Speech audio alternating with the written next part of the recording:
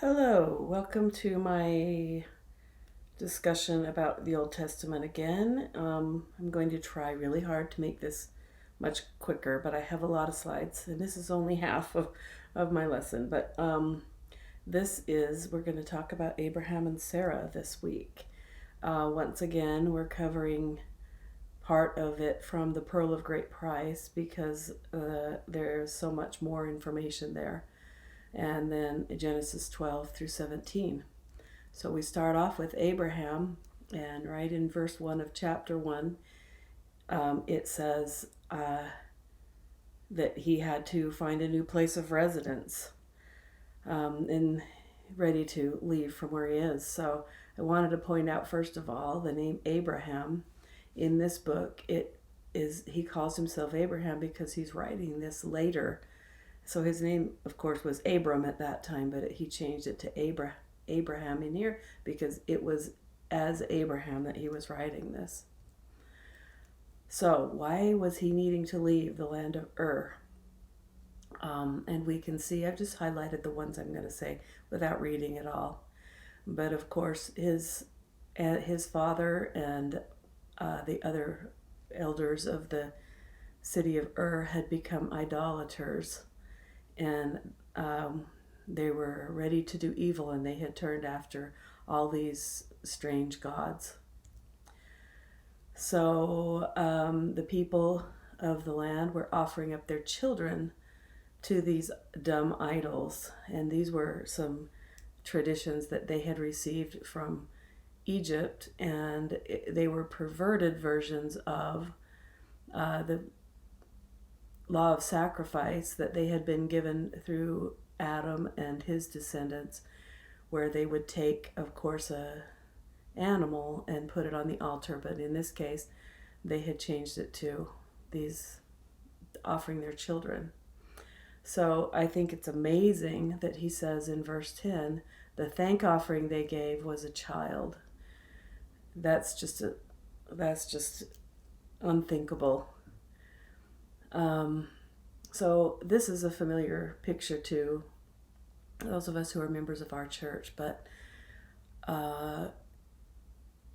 as Abraham points out in verse 7, they endeavored to take away his life, and this picture shows it's a depiction that Joseph Smith got from the papyrus that he had from Egypt, and it's the person laying there on the altar is Joseph, and underneath him, then with the numbers, are the different gods that he was being sacrificed to, and then the bird that's got the number 1 by him that represents the angel that came and rescued him. And you notice that it says that he cried out to the Lord to be saved. So in verse 11 we learn, and this I just had to include because I love this picture from one of the things I studied, that there were 3 daughters who were sisters. They were daughters of I guess royal descent. I don't know if I'd say a king, but they were royal, and they were Egyptians, but they would not bow down to worship the gods, and therefore they were killed. And I have to wonder if there was a group of people, Abraham being one of them, that knew each other, that were refusing, and therefore they were being put on the altar to be offered up. So as it says here, he lifted up his voice to God and prayed, and an angel appeared and immediately loosed him, and he was set free. And the interesting thing I find in verse 16, it says, the angel says, my name is Jehovah, and I have heard thee. And I just wonder if this was actually Jehovah, the pre-earth Christ, or if this was an angel sent and speaking in his name that rescued him. Anyway, of course, this was a really good reason for Abraham to get out of town. So I wanted to talk a little bit about what he expresses, what his desires are after he is freed, and what he's looking for in his life. So the first thing he talks about is greater happiness and peace and rest. Obviously, he needs much more peace and rest than what he had in a place where he was going to be offered up and killed. And then the blessings of the fathers, and what this refers to, of course, is the priesthood lineage that came down from Adam, Seth, Enoch, Noah. I am pretty sure Abraham couldn't have gotten that from his father, because his father seems to be a pretty wicked man. And then he said he wanted the right to ordain, to administer the priesthood. So not just to have the priesthood, but also to be an administrator of that blessing in the lives of others. And then because of this, because he was seeking for this, he became a rightful heir, and he became a high priest, and his blessings were going to be fulfilled. So I just wanted to review what his desires were: to have the blessings of the fathers, the blessings and the priesthood of the fathers, to be one who possessed great knowledge, to be a greater follower of righteousness, to possess greater knowledge, to be a father of many nations and a prince of peace, to receive instructions from God, but he just says receive instructions. And he had a great desire to keep the commandments of God, which I think that's probably one of the most important desires we can have, because that's going to lead us in the path we need to go. And then in return, what were God's covenants that he made with Abraham? First of all, he said that he knows the end from the beginning, and he says, my hand shall be over thee. So I found this quote from Dieter F. Uchtdorf that I really like, where he's saying, today I say to you that if you trust the Lord and obey him, his hand shall be over you. He will help you to achieve the great potential he sees in you, and he will help you see the end from the beginning. When you think about what does it mean to have his hand over you, it's so reassuring to think of having that guidance in your daily life, to have that overseeing hand to help you see. I like the idea, help you see the end from the beginning, which is something we all really need. And then he promises that he will make a great nation of Abraham's posterity, which is something that Abraham is counting on all throughout his life. And then he says, thou shalt be a blessing unto thy seed after thee, that in their hands they shall bear this ministry and priesthood unto all nations. So one of the great callings that we who are members of the family of Abraham is to share the priesthood and the blessings of these covenants with the rest of the world. And then he says, as many as shall receive this gospel shall be called after my name, and shall be accounted thy seed, and rise up and bless thee as their father. So a point that I think is really important to think about here is we think of the Jews, and the Jews think of themselves as a chosen people, the house of Israel, and that's kind of been, it's gotten them in trouble over the years. But what we learned from Abraham here is that doesn't just mean you have to be of Jewish descent. It means anyone who accepts these things and receive them and be called after the name of Abraham, in other words, call yourself or be a part of Abraham's family, you receive those same blessings, and you're a chosen people as well. So after he was rescued and the priest was smitten by the angel, Abraham was told that he needed to get out of Ur. So he left, and also he was told that there was going to be a famine. So the famine started to happen, and I like that it says his father was sorely tormented and he repented of the evil. So his father decides that he's going to go with him. And they head out of Ur toward the land of Canaan.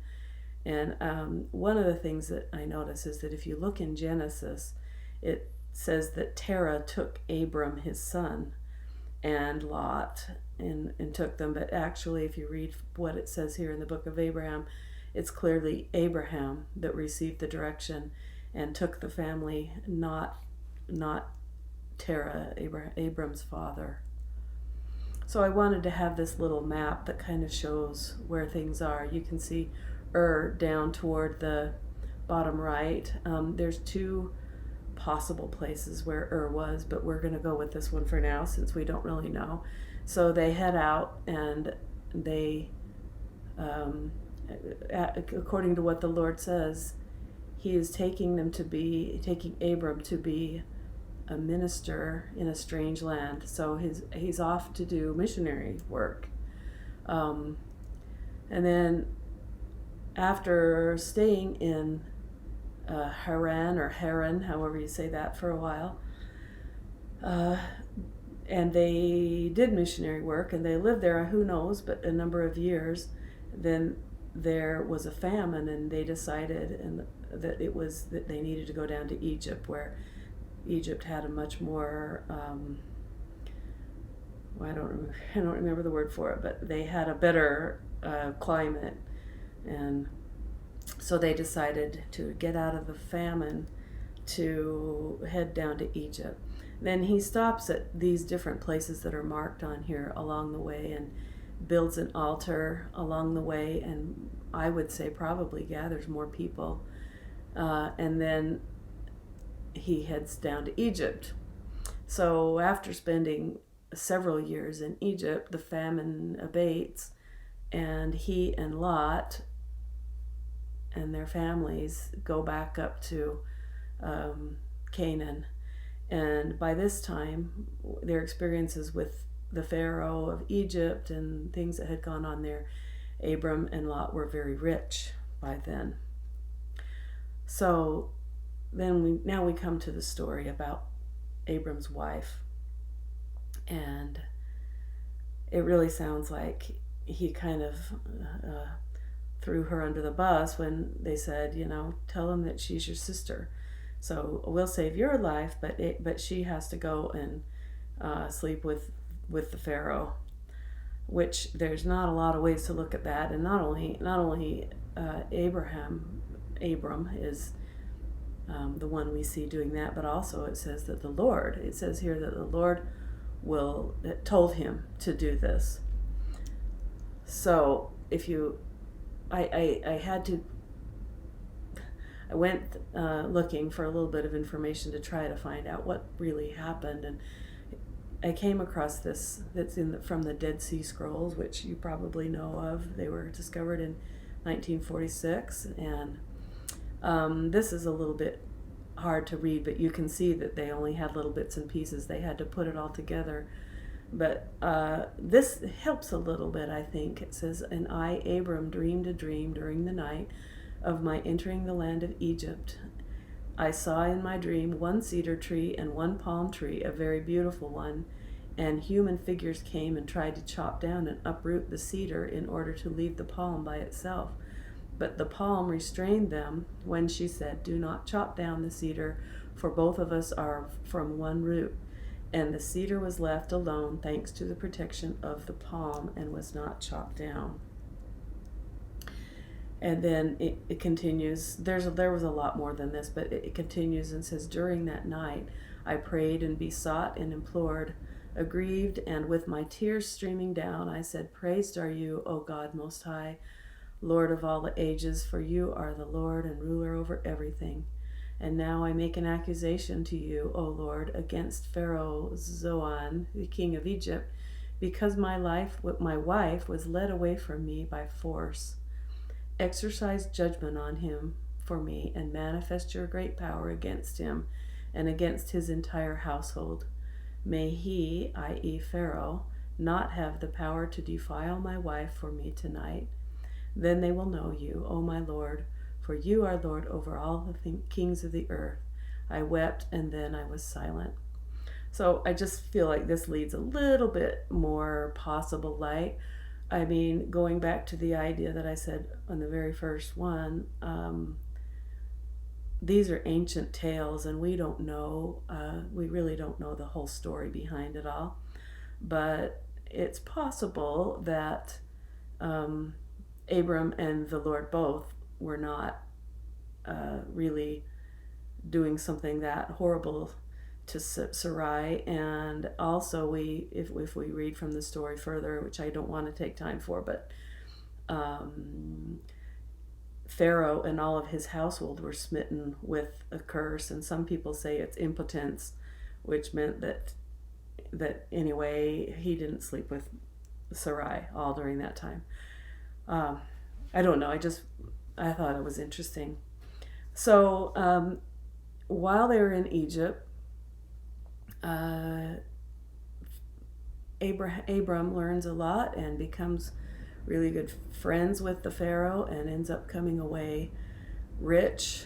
And he and Lot, after the famine had gone away again, they go back to Canaan. I think it's interesting also, by the way, just as a side note, that even though he was going to inherit that land, a lot of years have gone by and he hasn't really inherited it yet. But Lot and Abram, they get to the land of Canaan, and they're starting to have some fighting between their servants.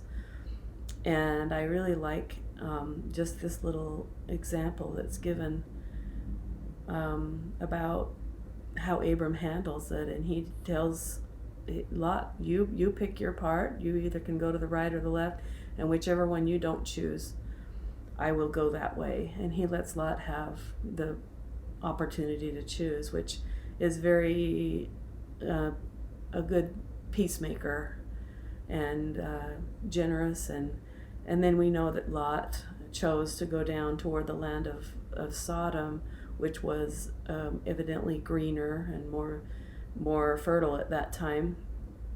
And we know how it says in there that Lot pitched his tent facing toward the land of Sodom, which is there's a lot of lessons to be learned about that, getting too close and being too involved in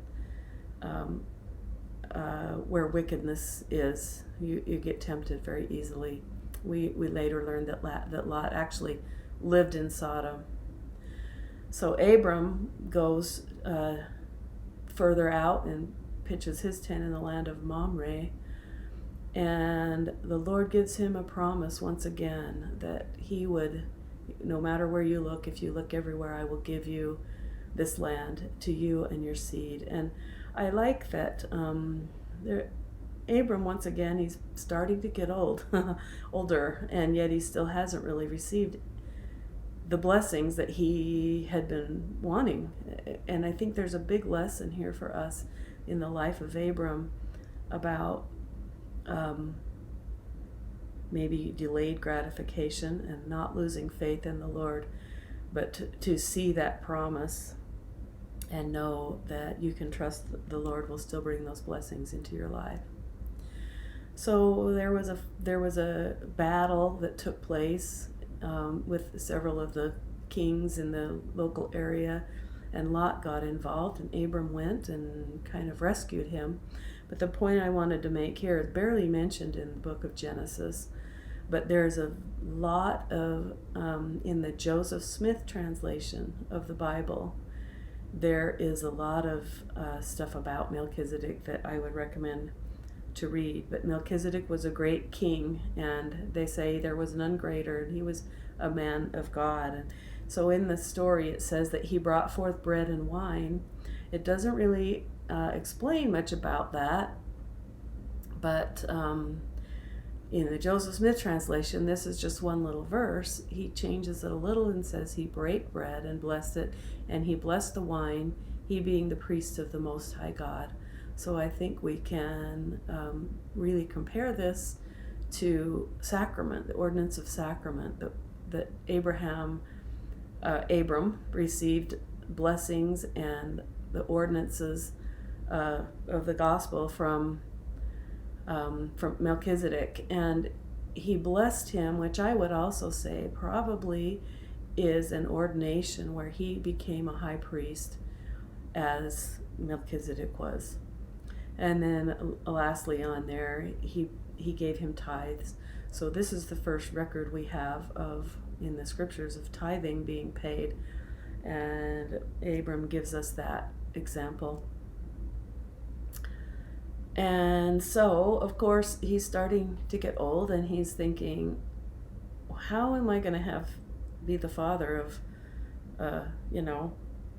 this all these posterity, but I don't have any children. So one of the lessons I think we can learn is that Abram was not just waiting for the Lord to make it happen, but he was trying to figure it out. And so he asks him, well, what about my servant Eliezer?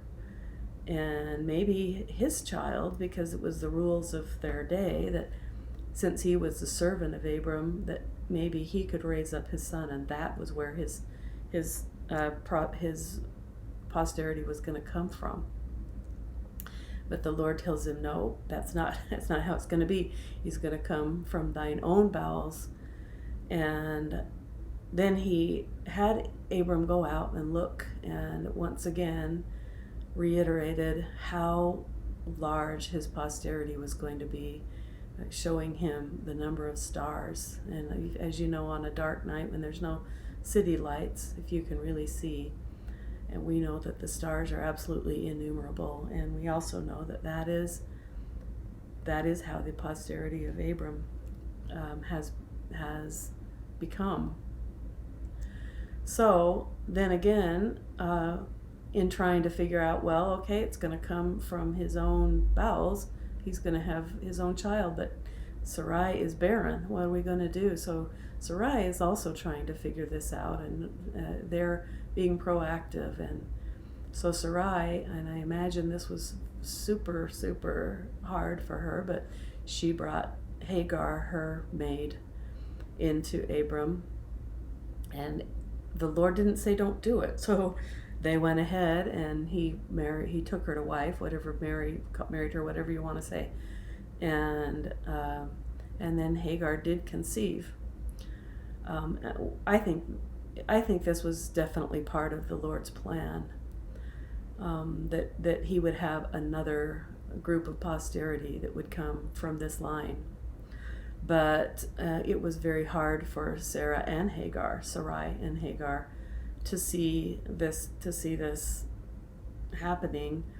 And as far as we can tell, the record, I don't know. I want to think of Sarai being a exemplary person, but I think it also shows that she was human.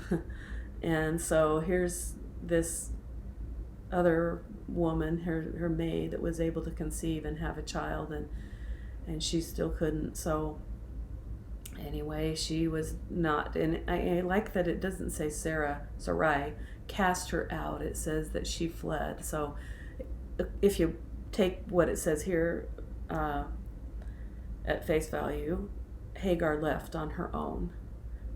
But once she got out into the wilderness, she was struggling, and as you know, an angel came to her.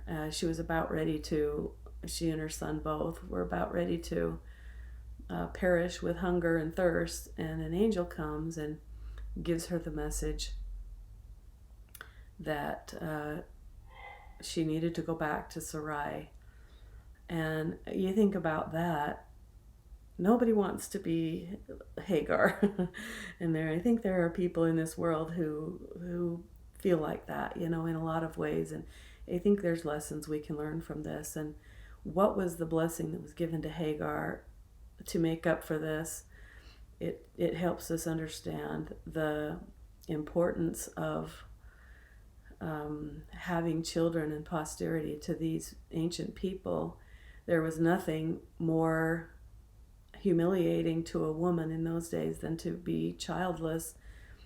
And there was nothing greater than to say that you will have a lot of children. So that was the blessing and the reward that Hagar received. So that is as far as I am right now. It's not the end, so I will just say to be continued, and I hope this is not too long, but we'll stop now. Bye-bye.